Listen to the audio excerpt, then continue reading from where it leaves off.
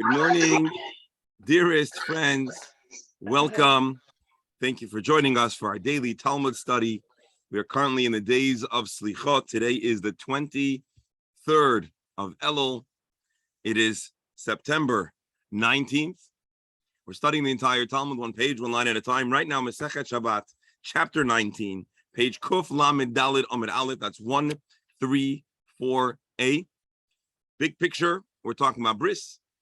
More specifically, we were on a tangent, a discussion about some of the medical after or not, the wound care, if you will, that is done. We had a crossover, some correlation, some halachic, comparing and contrasting between items that may or may not be used for bris, that may or may not be allowed to be prepared on Yontif. We then talked about the bandage. That was what we discussed last time we met on Friday. And we discussed how we have Abaye and Rava both conveying wisdom from the generation prior, exactly how to apply the bandage that was customized for the site of the circumcision of the bris. And we left off with a reminder to be very mindful to not allow any strands into the wound, lest upon removal of the bandage could cause harm to the infant. And so there were techniques maybe to invert, to turn up the hem to avoid the loose strings and so forth. Today, we're now going to continue with other medical best practices that were conveyed to Abaye by his adoptive mother, nurse. Well, we know she was a nurse, and we know she had a maternal role in Abaye's life. And so we're going to hear a number of best practices that were conveyed. And of course, these Gemaras are always interesting for us because they aren't always identical with conventional medical practices, and yet it's interesting to get a sense of both what medicine looked like in the time of the Gemara, as well, even if it is not halachically applicable l'maisa. This is part of our Torah, part of our tradition. In due course, we're going to encounter a new Mishnah, which is going to talk about other things that were considered at the time of the Mishnah essential for the care of the baby who's going to have a bris, rechitza, washing, and it is an area where indeed halacha today is a little different. The minhag today is a little different than in the time of the Mishnah, but let's go step by step. We're going to share the screen, and hold on. No, we're just going to find the screen. Oh, here's it. Share the screen. Let's start it. Of course, we dedicate our learning for the well-being of the dear members of our Chabura. Prayerful wishes for good health for those on the front of the screen, those behind the screen, and all of Klal Yisrael. I also want to mention our foolish lema for Malka Basimcha. Shar Kol Chayle Beino. Here we go.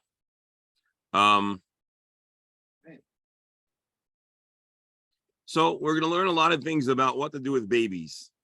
So this is not only connected generally because we're talking about medicine, but it's specifically things that are important to know in the maternity ward, things that are important to know about caring for newborn babies. So here we go. And again, it's going to be interesting. Some of these things are issues that we can't really imagine being relevant. And I think some of these issues we don't want to imagine are relevant, but may yet be something that is figured out one way or another today. So here we go. Amar Abaye further taught. Amar li Aim, his adoptive mother, nurse, told him, sometimes babies are born, and again, I don't have I have limited first-hand knowledge, but I guess sometimes babies are born with anomalies, things that are not quite so. And so it's possible you can have a baby born with skin blocking. It's not hard. It's hard to find the anus, the exits. And of course, that is a matter of concern. So again, is it possible that a baby could today be born with some kind of webbing or openings that are not yet open? I believe that could happen. Rashi, lo yadia be mapakte she'ein nikar boineke beisarei. We cannot find the place where they're going to emit waste, and I guess the baby needs some treatment to facilitate this to find this space. So the good news is there is a solution. That site should be rubbed with oil. And the site should remain exposed to the sun. Where the skin becomes transparent.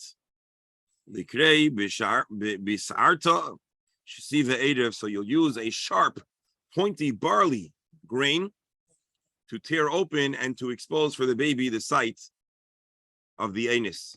Rashi, oil helps the skin. In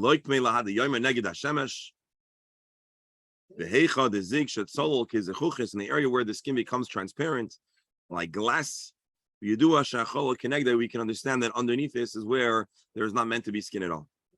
If you think about a barley, you could have a barley grain that's pointing one end. Why not metal? Why don't you use a scalpel? Don't use metal, mishum dezorif, because it's possible to cause an infection. And so this is the solution that midwives probably used back in the day. Amar Abaya. I mean, if you want to ask a question, ask a question. I'm not going to have a lot of wisdom or insight to tell you, to share with you. But this was the suggestion. I guess if we were going to ask a trivia question, if there's any reference to sun tanning the space where the sun does not shine, well, I suppose this might be the Gemara. So that if it was a trivia question, this might be. Anyways, let's continue the Gemara. Amar Abaya, Amrli Aim. Furthermore, it's a baby who doesn't suckle. This is something that could happen, does happen. Mekar de kapume, the Gemara understands the issue here is there's a certain coldness. His mouth is cold. Maita kante. So what do you do? How do you help the baby suckle? How do you help the baby latch? I think that's the term. Laisu kasa gumre, bring a cup with coals in it. They place it near his mouth. But again, we're not burning his mouth. We're putting his mouth. I mean, I don't know why they didn't say go near a stove, or maybe go near a hot cup of tea, chicken soup, or hot formula. But here the solution was place the baby near a hot space. His mouth will become warmed up. And now the baby will be inclined to suckle.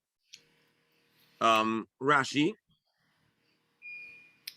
He's unable to nurse. His mouth is cold, and he doesn't have the ability, the koyach, the strength, the flexibility to latch. So laisi kasa de gumre tishtach gicholim al daf al kli, spread out the coals somewhere. Look me la de pume v'yamed etzel piv, the chayim pume sheischamu mepiv umayitz, and then he'll be able to nurse. So again, and I guess no one's here, unfortunately. Rabbi.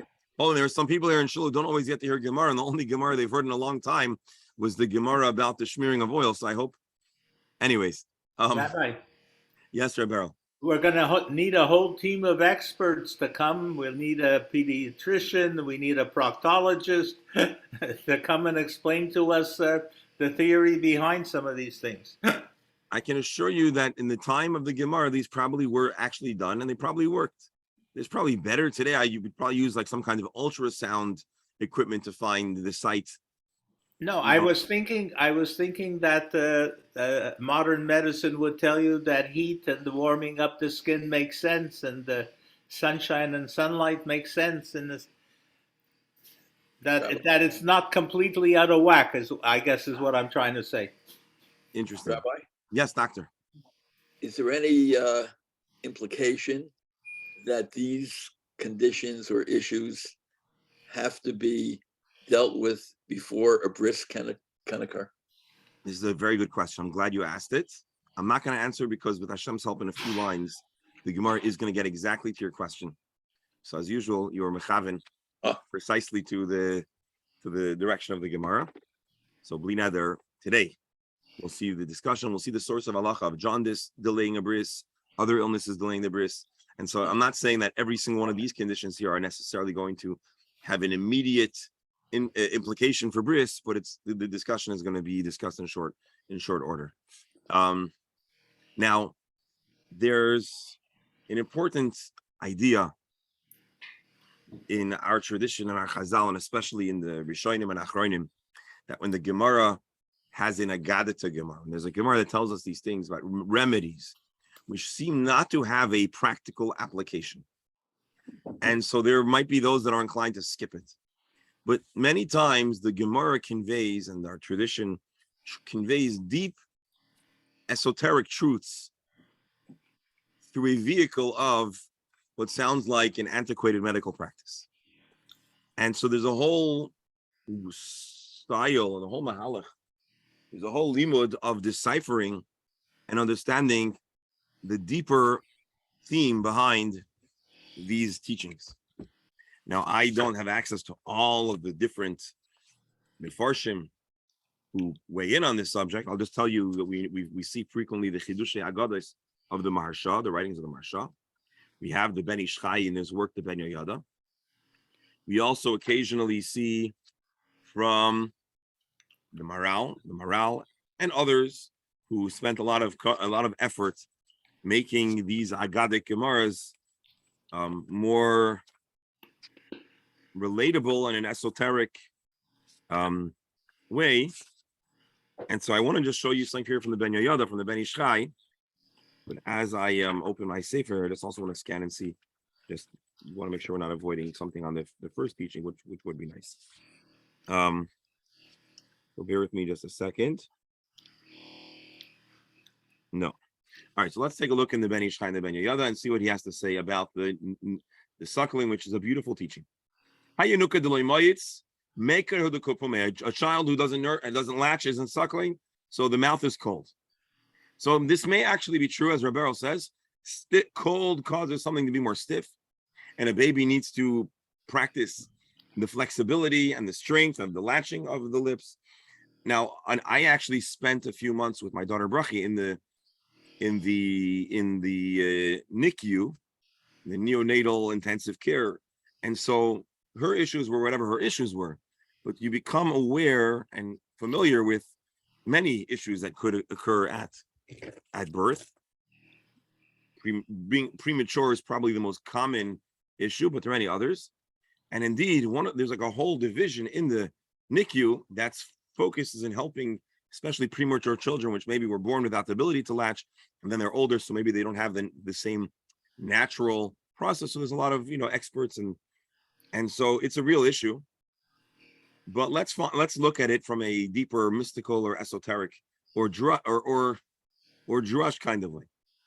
So here, and what the reason I want to share this with you and why I want to share it myself is because not only is it a good insight into this specific teaching, but it's a reminder that when we study these kind of Agadic Gemaras, there is something more that's being made available either in our conscious or subconscious minds by studying it. So here, nearly B'siyata D'Shmaya, Ramzu Chazal, the Chazal were giving us a remez in this teaching.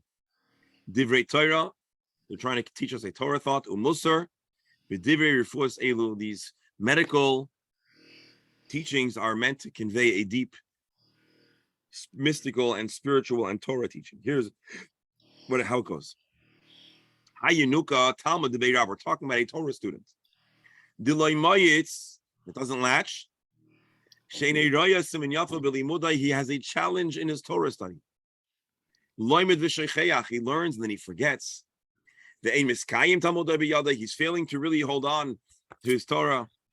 Hasiba, what could be the reason for struggling in Torah? Mekar de Korpome, maybe he is cold. It's possible that he's failing to find warmth, energy. He's not throwing himself, and he's not finding it to be enjoyable and all-encompassing. So what do you do, Maita Kante? How do you help a student who needs to find in Yiddish we'll say agishmak? How do we help them really become energized and infused by the Torah? Leise kasa de gomre bring kol, kidivrei chachamim, nimshulu legacholim. The words of the Chazal are like kol. Well,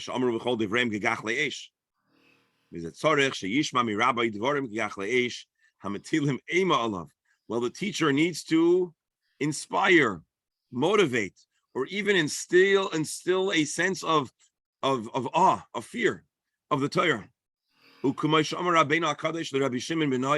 Like Rebbe told his son, you have to throw. Bitterness. Get the exact translation of Mar, but you have to give some bitterness. You have to, basically, a teacher has two challenges. You have to engage the student to interest them and also give them a push of some intensity. And so the teacher needs to instill the sense of urgency, the intensity, the fear of missing, the fear of failing, the fear of missing out, and also a geshmak, a cheshek. Hold on.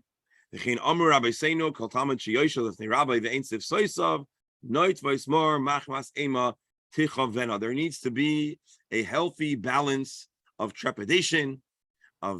Now you'll tell me, Rabbi, I suspect you're going to tell me that that's probably counterintuitive. Really, you want to incentivize a student in a positive way, not in a negative way. Scaring a student might chase them out of the base medrash. I hear you, but I think what we mean here is more like a musar kind of thing. No, Rabbi, I think that we use that today. We say, get the guy to warm up.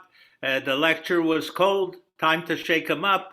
I mean, these words come from some kind of background in history. Indeed. And so the teacher, the lecturer needs to convey the urgency, the importance, the fear of not having a chance to be part of a Torah, life. And so anyways, that is the Ben Yoyada, the Ben Ish Chai's take on this Gemara. On the other hand, there's some mechanchim today that take matters to extremes also with instilling fear in their talmidim. Yeah, there are those who might take this a little too literally. And in times past, of course, the style of chinuch was a little different. Today, I don't think a student should fear a teacher in the most literal sense. But there's such a thing as yirat haromimut. When a teacher commands respect and the student doesn't want to disappoint or let down the teacher, that's a very profoundly impactful and positive dynamic. Unlike, as we mentioned in the very beginning of our shir before the recording was on, about society where kids call the teachers by the first name and the parents by the first name, it comes as a correction probably to a previous culture that was way too intense and too top down. But there is a healthy balance that we're trying to find. I think that's perhaps what the Ben Yoyada is conveying, the Ben Ish Chai is conveying in his work here. Any other thoughts before we move on? So I think this teaching is kind of like a clue, because we're not going to get all of these Gemaras explained, but for us it's a clue of sorts to how the Chazal approached the Gemara like this. They approached it with the sense that there is something deeper. Maybe we know it, maybe we don't. We need to try to seek it out, just to understand why, especially in certain worlds, this Gemara was given great significance. I wish I had a set of the Maharal here. I don't have it at my fingertips. I'm curious if he weighs in over here. But in due time, maybe when I get home, I'll take a look. Let's continue. Rabbi, it would be interesting what the Rambam says about these treatments. I don't know if the Rambam directly addresses this. Hold on, let me just see something. Bear with me a second. I'm assuming it's not on Sefaria or it would be linked. But let me see. Machshavas Yisrael. Let's see if the Maharal is here. Should be. Let's see. Maharal. No. His Sefer on Talmud is not here. His Chidush. Unless, hold on, let's try one more thing. Maybe it's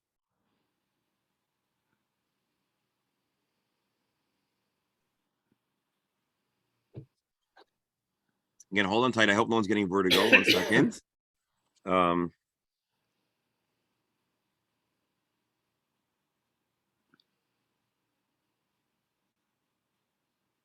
Yeah, it doesn't look like it's been uploaded yet. Because if it would be uploaded, it would be linked. All right, we'll have to look it up after.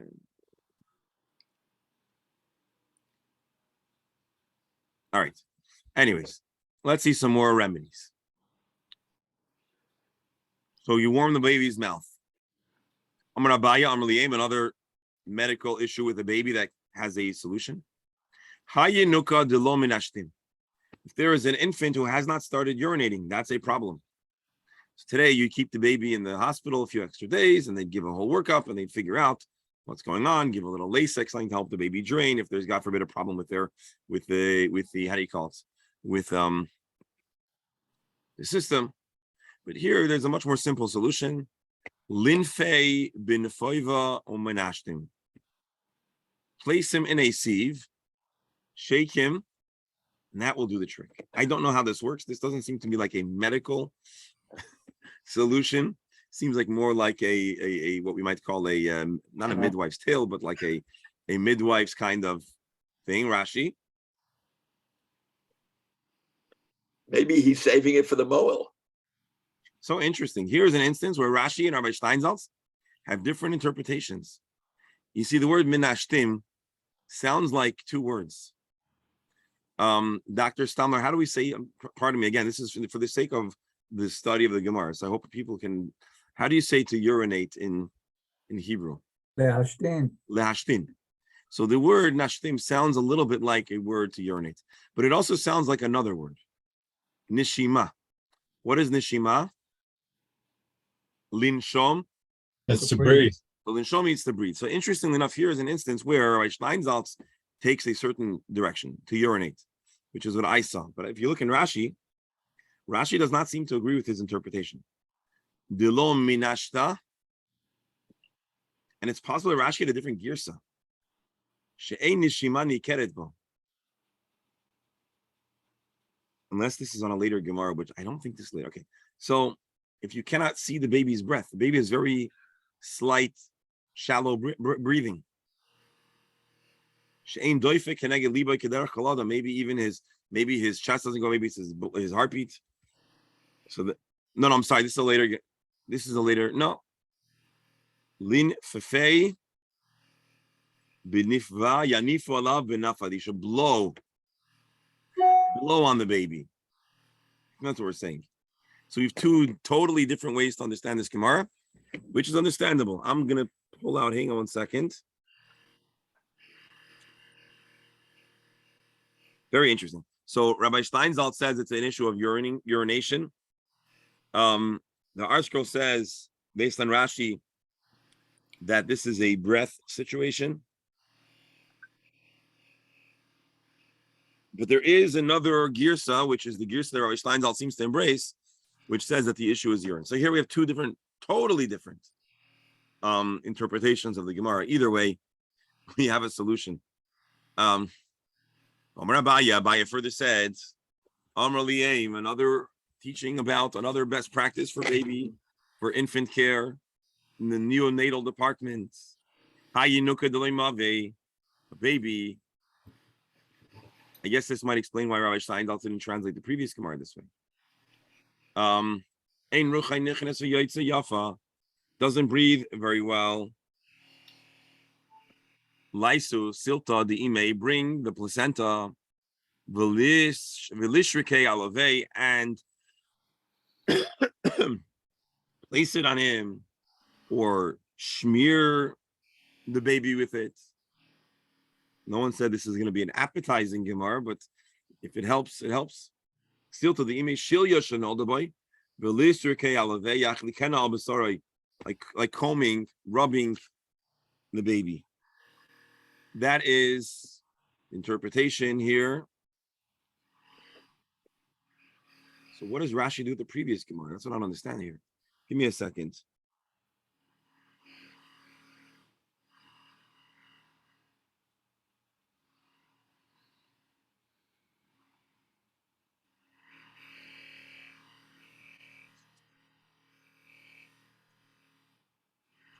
Okay, so according, I guess what we'd have to say is like this. This is some kind of breathing problem. Let's see how Rashi says it again. The baby is struggling to breathe. No, I'm sorry. Here, the baby is struggling to breathe. And here, we must say the Gemara is talking about I'll tell you. so you have a very shallow breathing, and then you have labored breathing. And according to Rashi, those are two different issues with two different solutions. I imagine Rabbi Steinsaltz, based on whichever Mephora he is basing himself on, he felt that they are too similar, so he embraced another girsa, which sounds like hashtana, like urination, and it further distinguishes between the two problems. Doctor? If you don't mind going back to the Rashi and the Steinsaltz. Okay, so when you say, so what bothers me is in Fefer ben Fufta, the Yanifu Alav ben Afad. It's not, Linfafe is usually to envelop something in something. But the way Rashi explains it is they should fan a fan over the baby so he can breathe better. So it doesn't really match the Aramaic with Rav Steinsaltz regarding urination. I mean, today, even if there's a blockage in the urinary system, for instance, a kidney stone, they many times place the patient in a water bath with sound waves to bombard the kidney area to loosen up and break up the stone. So here, if the baby is enveloped in a sieve or in anything and shaken around, maybe that is the treatment that they're recommending for reinitiating urination. Yeah. So that appears to be what's going on here. But again, two very different. Rashi's explanation, I don't know, to me. But again, what I'm trying to show you here is Rashi has actually has a different version. So the words of his Gemara are slight but significant differences. I suspect that Rabbi Steinsaltz may have selected the girsa that's more that, and based on the girsa, Rabbi Steinsaltz chooses the other interpretation. But just to realize that sometimes a small change in the how do you call it? A small change in the sefer or in the manuscript could have a very, very big implication as far as what's the discussion, the subject matter. So again, my sense is that depending on how you decipher this Gemara, you're then, that might influence how you decipher the next Gemara. So Rashi says struggled, labored breathing and shallow breathing, which are not necessarily the same thing. And now we're talking about labored breathing. So what do you do if the baby has labored breathing? You bring the placenta, and the placenta somehow helps the baby deal with this challenge breathing. Rabbi, also practically, Rav Steinsaltz has access to much learning after Rashi, which brings him maybe to his conclusion. Yeah, I mean, I don't want to deny Rashi the credit. Rabbi Steinsaltz has a different formula than Rashi in coming to the conclusion. That I'll agree with you. No, but I would imagine somewhere along the way, someone else sees it as urinating and not just breathing. Yes, no, there are other commentaries that say that it's urination. Rabbi Steinsaltz has a selection of commentaries. He doesn't always choose Rashi. It's not a problem. It just helps us contrast and appreciate where Rashi is coming from, and then conversely where Rabbi Steinsaltz is coming from, why you might decipher a similar Gemara differently. By the way, I didn't see this in Rashi, and I'm not sure if this is what Dr. Stanler was saying, but if the baby is not breathing deeply, the babies have a reflex. You breathe in their face, you startle them, they stop breathing for a moment, and then they restart. So I see somewhere else that it says that you should use the sieve to blow air at them. I don't know exactly how that's going to work, and shock them and try to restart their breathing. So let's continue the Gemara. I'm gonna buy you. I'm really aim another remedy. Hayinoika de katin, a baby who's running on the small end. Is that what it means? The katin, shehudak. Rashi says the baby's very thin. So what do you do? Laisoy lesilta the ime, bring the placenta. Velisrike alave mikutna leulma. So apparently the placenta is shaped with a narrow side and a wider side, and so you can massage the baby with the placenta from the small end to the big end. Let's see Rashi first, and then we'll look at the Rabbi Steinsaltz. Hashilya, the placenta, Roisha Echad Katzer, Roisha Echad Rachav, has a wide and narrow side. Yachlikuha alav mi Roisha Katzer, Yaschilu v'yamshichu l'tzad Rachav. Massage the baby from the narrow end to the wide end. Ken Yachiv Zevi Yisava. And symbolically, we are wishing and hoping and conveying to the baby a sense of going from narrow to big. Why is this connected to today? Well, if you think about it, on Rosh Hashanah, we say Shana Shiresha B'Tchilasa at Misasheres B'Soifa, a year that starts out with poorness, and then we say a year that starts with constriction. Like we say, Minametzar Karasikan, that's the symbolism of the shofar. The shofar we blow in a narrow end, and the sound comes out at the wide end. And so we see a similar idea. What happened? Okay, now let's read Rabbi Steinsaltz. Yeah, if the baby's too small. But if the baby is strong and big, so then that's also a problem. Anytime a baby isn't isn't in a standard way, it's a problem. So then you might want to massage the baby in the opposite direction. Now Rashi makes an important point over here. Usually we associate a baby that's robust. That's a good thing. So Rashi says, no, we're not talking about a healthy size. We're talking about that the baby is swollen. Baby is bloated. So bloated is not a good thing. So then so then you can use the placenta and massage it going from the wide to the narrow side, symbolically saying that you want the swelling, the bloating to go away. Now let's get to the part of the Gemara that Dr. Hammer, we owe him. The Amar Abaya further said, Amarli aim. Hayinuka the sumak, if a baby is very red, it means that kati lo ivla beidame, the blood hasn't fully been absorbed into the baby. You have to wait for the blood to settle, and only then, when the baby has a standard, healthy appearance, only then should one circumcise the baby. Let's read Rashi. How appropriate, eh? The sumak, kol b'saray adam, a very red baby. The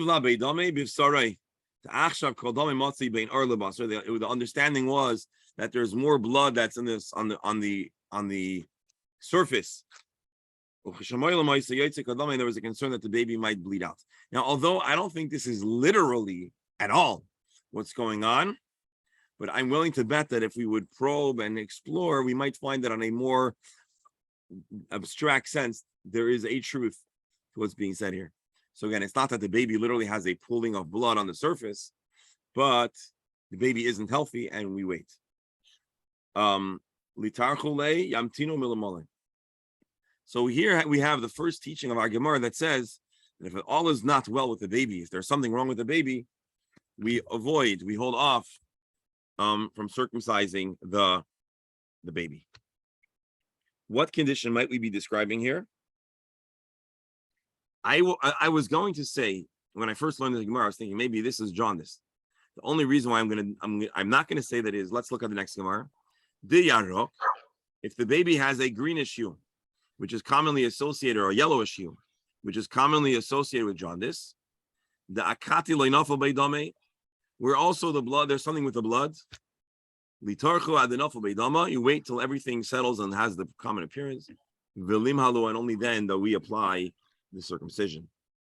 Esau was born red, but it didn't prevent him from becoming strong.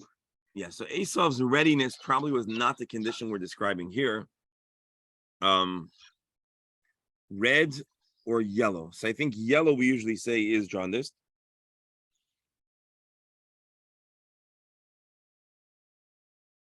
And so the Mefarshim say there is a blood, either the baby has a blood deficiency, or there's something with how the baby is processing the blood.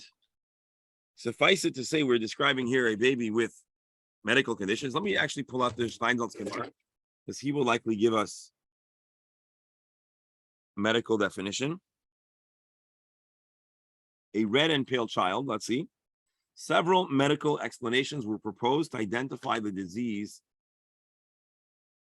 If a baby was red, maybe this is a rare hereditary disease known as purple disease, purpura hemorrhagica. And a baby that was pale was probably a kind of jaundice. Red may also signify the baby might have some fever. Maybe, yeah. Yeah. One more second. Again, I'm trying to find medical.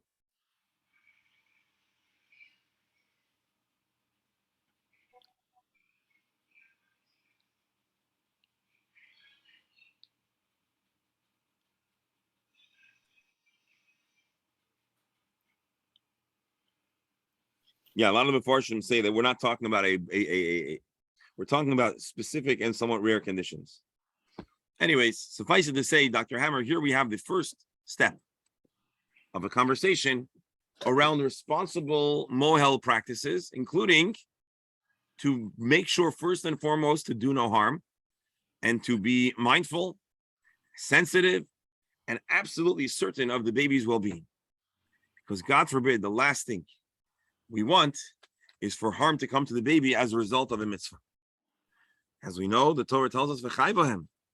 Jewish observance is meant to be something that we live for and with, and not, God forbid, the opposite. I got to show you something interesting, totally not Emshat, but our dear, the Ben Yoyada, talks about a baby that is small and the application of a shilya meaning the placenta. He says a very interesting teaching about the placenta. Nearly,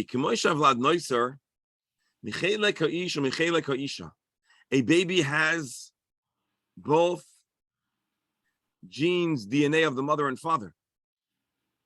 And similarly, the placenta is made up of components of the mother and father. And he says, Kabbalistically, that's why the Hebrew word for shilya is shel, yud, and hey. What is yud and hey? It's Hashem's name. But it's also, we say ish v'isha. There's a yud in the word ish, in man, and there's a hey in the word isha. And the union of a man and woman in the creation of a child represents a partnership with Hashem and a fusion of the yud and hey of Hashem's name. Yud chelek ha'ish v'hei chelek ha'isha. So in the sign, in the design, in the symbolism,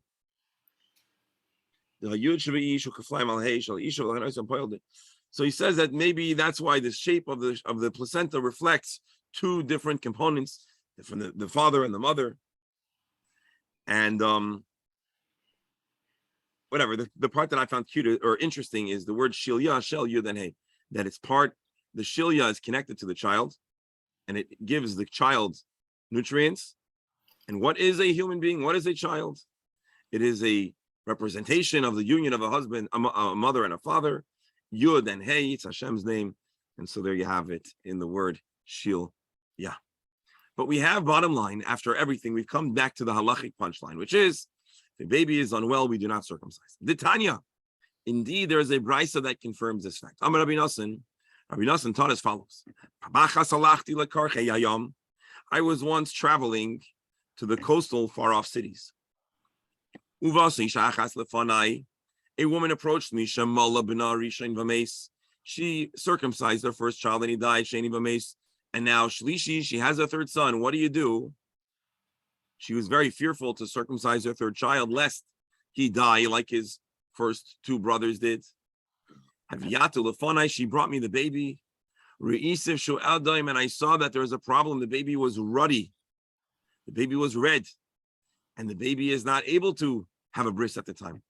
Amarti la, I advised her, I counseled her, Hamtini loy ad shivala by why don't you wait until the baby no longer has this red complexion? Himtino la loy ad shenivla by damai. They waited until the blood was no longer there. Umala Isai, they circumcised him, Vechaya, and he lived. V'hayukayrim Isai, Nasan Habavli, Al Shmi. And they actually named the baby Nasan, or Natan, out of gratitude to the advice of Rabbi Nasan, who gave the advice that allowed this baby to live, to survive. Rabbi, Yes. are we to learn from this that if the baby wasn't red, that he would suggest? I thought we learned somewhere that is not chiyuv after those kind of tragedies altogether. So that's the chiddush over here. If, God forbid, a person has a seemingly healthy baby and they die in their circumcision, and a second baby, so we presume that they have a medical condition that they bleed out, was it hemophilia, or whatever it is, and we therefore will not give the baby a bris.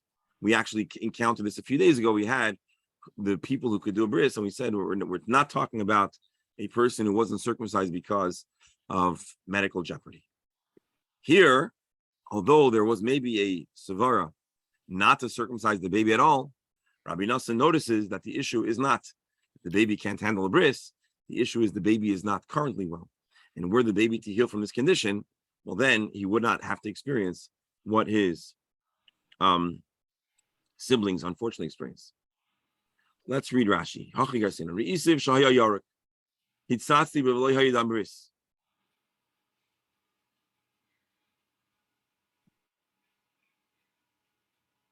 on. I'm not sure what this Rashi is. Hang on one second.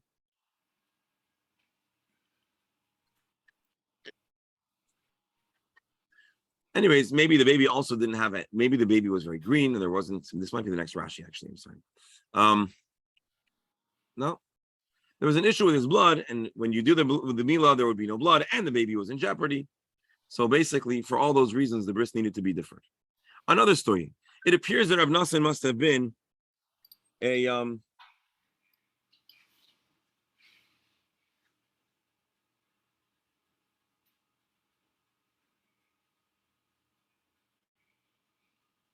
Rav Nassan may have had an expertise in he may have been an expert moil.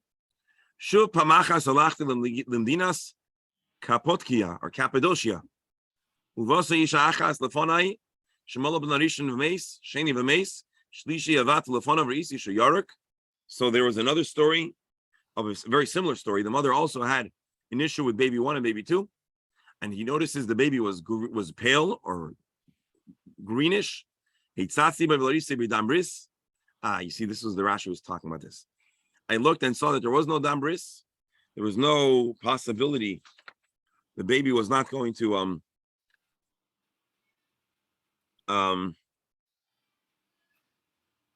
there was no blood. So the baby was both generally weak and also a problem. There's no blood. Wait until this baby has all his blood in a healthy way. And here we have a baby number 2 called Nasan Habavli after the original Nasan Habav.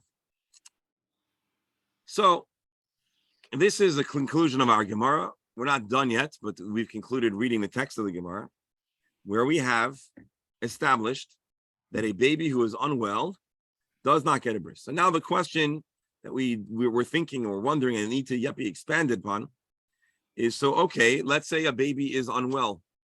So do you just wait until the baby's well? Do we wait an additional 7 days, as we may have encountered? And so I think here is the way it goes. Jaundice today is not considered a major issue. And even I think among Moyalim, there are different exact degrees of the level that they would be willing to circumcise it on. I think the general story is that as soon as the baby is okay, they'll give a bris. But if the baby has a medical condition or a concern that actually prevents them from having a bris, so then let's say the baby's born weak or prematurely or whatever. So then the halacha is that we wait 7 days, and then after they are better or discharged, and then we'll do the bris. Rabbi, Yes. so am I to understand that today the only person who would make a decision would be the moil? No, the male will usually tell you that the pediatrician needs to sign off. And then even once the pediatrician signs off, the moil will independently inspect the baby. And the moil has his own parameters and training of what he is comfortable to circumcise. And only then would a circumcision be confirmed. And many times. Okay, so if we had a case where the pediatrician says it's okay and the moil is not sure, the moil would have the right to say, sorry, I want to wait? Is right. The Sure. moil can't. The moil can't do a bris that he doesn't feel like he is able to or allowed to. It's not about the right. Of course the baby, of course the moil shouldn't do a bris if he is not comfortable doing it. The moil might tell the family, listen, I personally, based on my training, don't believe that I should do a bris. You're welcome to consult with another moil if he has a different training and expertise. But if I was the parent and the moil told me he's not comfortable doing the bris, I'm not sure I would want to shop around for a moil who's less careful about my baby. And I actually shared, but again, there was a family. There was a family that had a baby that the baby was born a little prematurely, and the anatomy was such that it was a little smaller than usual or more narrow. And I referred to moil, and the moil inspected, and the moil said I would need this to be done by a urologist or under expert care. The family was upset, so they went to another moil. Other moil initially said he would do it, but then he said, it's whatever. The other moil said not. So they brought it to the urologist, and the urologist said, I won't do the circumcision. The baby needs to get a little older. And so it happens. So what's the right thing to do? Of course, the right thing to do is to wait until the baby is well and able, and then give the baby a bris. So many times the baby's born, and they'll have an initial visit with the pediatrician, and maybe the pediatrician will say, "Listen, I would sign off for a bris, but X, Y, and Z need to happen. The numbers need to go up or down or whatever." And the moil will inspect. And so sometimes we don't know until right before the bris or a day or two before if the baby is actually going to be cleared. I mean, sometimes the baby becomes jaundiced or other conditions that appear, and then a bris could be delayed. And so it happens. Doctor? Yeah. On that, I think it's my experience that with low birth weight babies, even if they're considered in good health, that there's usually some quote cutoff point that they want the baby to be X number, 4 or 5 pounds, and that they're not going to do that. But that's not my question. My question goes back to, in these cases, there was a woman who circumcised her first baby, second baby, third baby. What the heck's going on? Doctor? It doesn't say that she had her baby circumcised. She circumcised. So why did she circumcise? Very astute. I wasn't going to bring it up, but I was wondering if someone would notice. Right. Indeed, I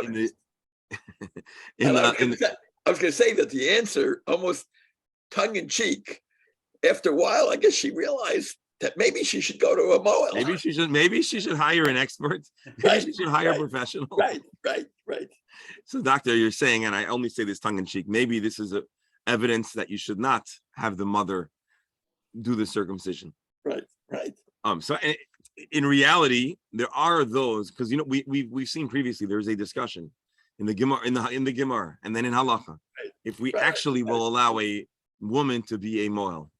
And we even saw in the Shulchan Aruch, the Ramah is more emphatically opposed. The Beis Yosef is somewhat more inclined to allow it under certain circumstances. There are those who point to this Gemara and say that this might be proof that a mother can be the moel. Because if you notice, Nassan didn't in the Braisa, he doesn't say, "Are you crazy? Why are you doing the bris?" He just says, "Maybe wait a little bit." So maybe this is a raya that a woman could be a moel. Conversely, there are those who say, obviously, we don't mean that she actually did the bris. Let's take a look. Even though I agree with you, Shemola B'no sounds like she actually circumcised, but it could also mean that she gave the child to be circumcised. That would not be a unlikely Well, it would be. Wouldn't you have to justify then that there was no father available to make that so decision? that's the interesting thing. Where was the father? Yeah, Why aren't we seeing the father? because he's in divorce court because he knows the baby isn't his. I was gonna say that, except if there's 3 babies, then there is some father in the picture. So like either it's like three fathers that are all not in the picture. Right. So probably it's the same father. So why isn't he involved? Maybe what happened is she came with the Shiloh, she came with the baby. And it doesn't really mean that she circumcised, it means they gave the baby to be circumcised. But being that she was presenting the story, it's like if you'll say this, let's say 2 parents together did a bris. So when you were talking, again, in English, we don't have the same genders. But if the mother is speaking, she'll say, we did a bris. If the father is speaking, he'll say, we did the bris. In Hebrew, it would be her saying, we gave the bris, the mother did the bris. If the father is speaking, the father did the bris. In reality, both of them brought a mayel because she's the voice. So therefore, we see it in her, in the feminine. That would be probably my, though, admittedly, maybe a little of a dochek, but that would be the other way to understand the Gemara. The alternative would be, yes, she actually did the bris. And number 1, that's not a great endorsement for moms doing the bris. But number 2, how should she know? But maybe that's why you want to hire a moil. You want to hire a moil who's seen many different cases and knows a lot about best practices. Rabbi, Yes. as far as the grammar goes, I seem to recall a few days ago something similar where they said the person didn't do the actual thing but had someone do it. Yes, that was an interpretation on the story of Tzipora. Usually we understand that Tzipora herself took the tzor and did the bris, but there was an opinion that says that she didn't actually do the whole cut. She hired someone, and we even said vatikach. What do we say? Tsur. We said tsur is Tzipora. Tzipora minus tsur is peh. So we said there's a medrash that says she used her teeth, her mouth, and that sounded shocking. And so we brought a pshat that says that she used her mouth to instruct someone to do this bris. But admittedly, that's not the easiest and simple reading of that story there, and nor is that a simple or easy reading over here. There are some other interesting items over here. Why did they call the baby Nasan a Bavli? Why don't they just call him Nathan? It wasn't Bavli his last name. So he said a lot of Nasans, but they wanted to show that it was thanks to this Nasan. So they called him exactly. Anyways, this is today's Gemara. My dear friends, thank you for joining us in a crash course of 3rd and 4th century medicine, baby care. But of course, as we saw, number 1, all of these medical treatments, although they may not be actually applicable in other details, there are deep secrets and teachings conveyed by them. And the general picture we have is that we want to make sure that a baby is healthy and well before giving the baby a bris. Wait, bli neder, maybe tomorrow when we start, we'll first take a look in the Shulchan Aruch, see if we can get some more information on the wellness of the baby before circumcising. My dear friends, thank you so much for joining for another day, another journey in the Talmud, one page, one line at a time. Hopefully, hoping to see everybody tomorrow. Alan, where are you now? You're muted. He can't hear you, I'm Rabbi. still in shul. He's You're in wet. shul. He's wet behind the ears. Are you on your He can't phone? hear you. Yeah, I've Can been you- here since 6:30. Can you give us in a the morning. 360? Spin around, show us your view. Oh, beautiful. Hey, make sure you hang around on Wednesday. You can join the bris and the bagels. Oh, beautiful, beautiful. Thank you for giving us a tour. That's the upstairs. This is the Ezra Snashim. Fantastic. All right. I'm going to end this class, and Rabbi Shalom Ber is going to teach the Chumash. Everyone's invited to rejoin the same link. Have a wonderful day. Ah. Yashar Koach.